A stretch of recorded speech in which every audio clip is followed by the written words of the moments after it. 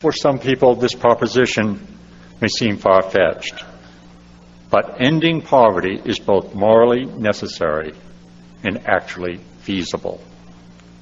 All of us must play a role in making it happen. All human beings want and have a right to live in dignity, to determine our own destinies, and to be respected by other people. Despite the universality of these rights, our capacities to fulfill them vary enormously. And no dividing line is more profound in influencing the quality of our lives than the gulf between poverty and prosperity.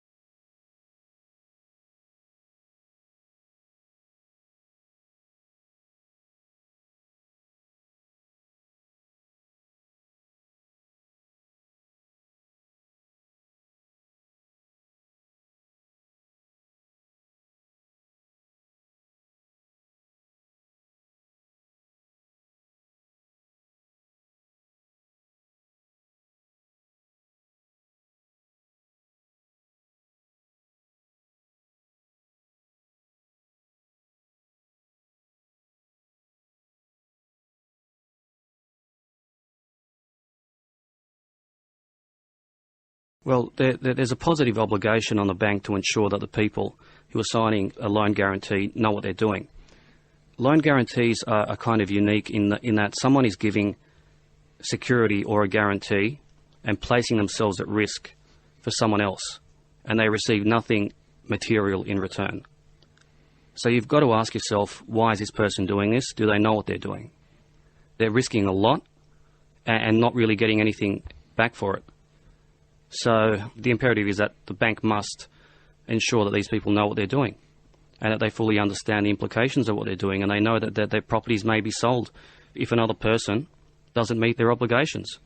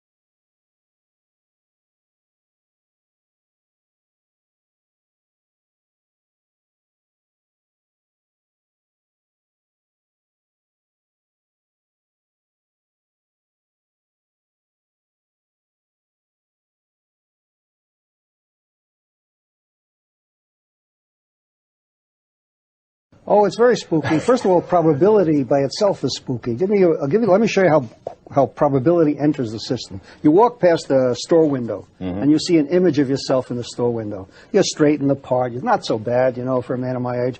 The guy in the store window who's fooling around with mannequins, he sees you, and you see yourself. What does that mean? A stream of photons from sunlight leaves your face, heads for the store window. Let's consider one of them. It has a choice. It can go right through so that the guy behind the window can see you, or it could be reflected from the store window.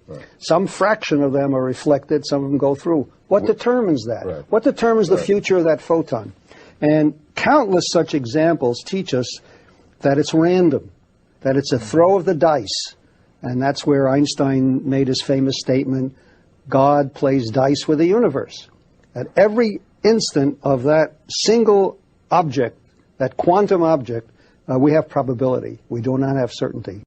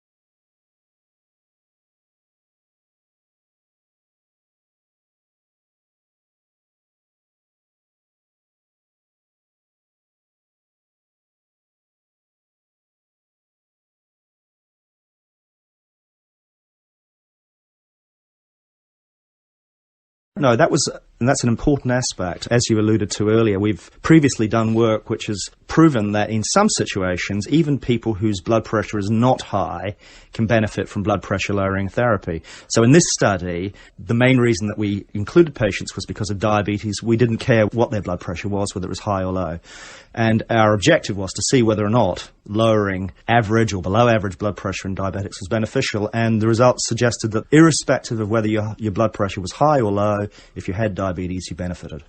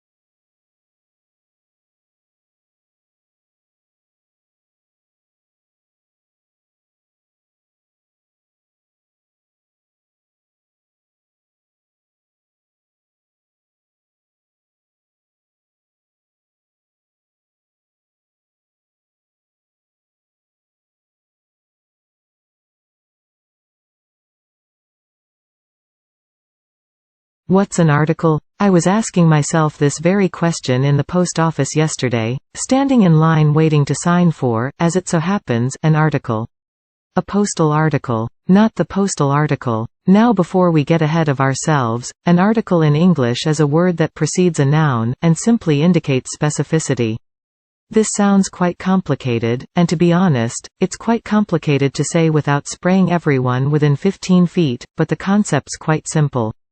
The definite article in English is the word, the, and indicates a specific thing or type. For example, the train is an hour late.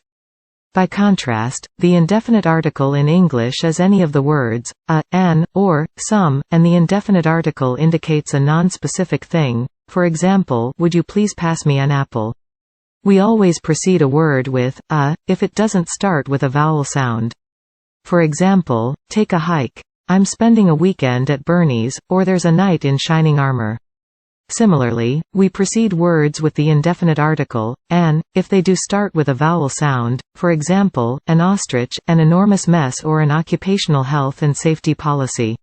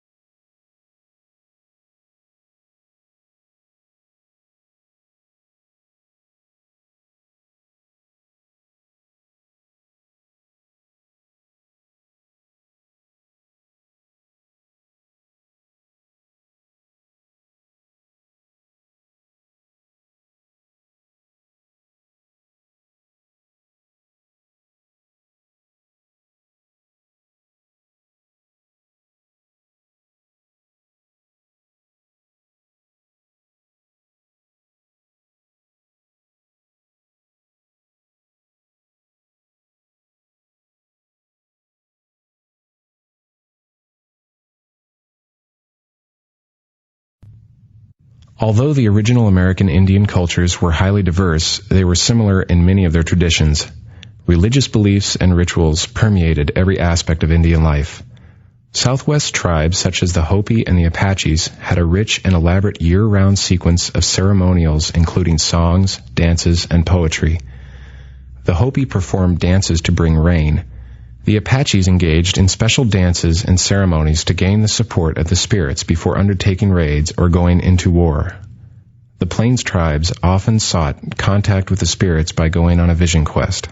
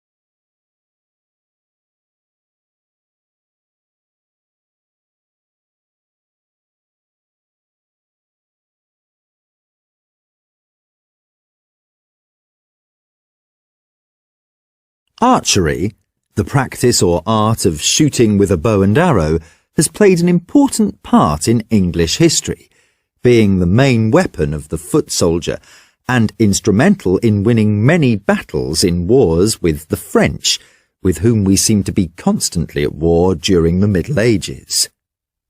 The English favoured the long bow over the short bow and the crossbow, the latter being the main firearm of militaries on the European continent. The crossbow fired a metal bolt released by a trigger, rather like a gun, and had the longest range of any of the bows. But the main advantage of the longbow was its accuracy. The importance placed on archery is illustrated by the fact that medieval kings in England encouraged the practice, and one of them, Edward III, went so far as to ban all sports on Sundays and holidays except archery. Because there were no standing armies in those days, and in the event of war rulers had to call on the populace, everything was done to make sure there were large numbers of competent, if not expert, archers to recruit.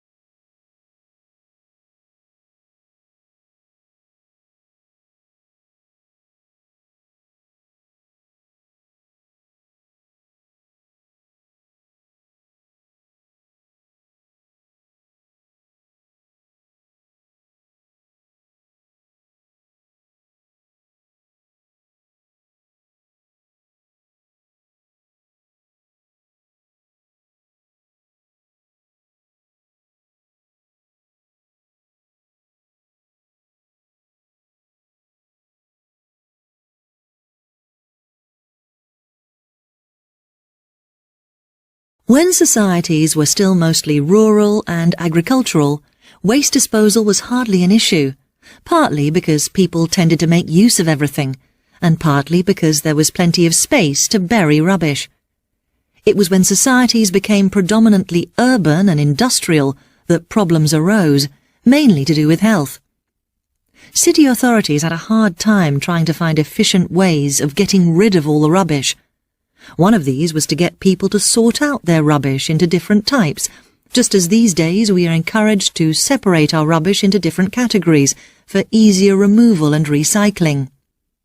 So, for example, kitchen rubbish was set aside and used for feeding animals. However, fears of disease put an end to that. In fact, it wasn't until the 20th century that all waste was simply thrown together and ploughed into landfills.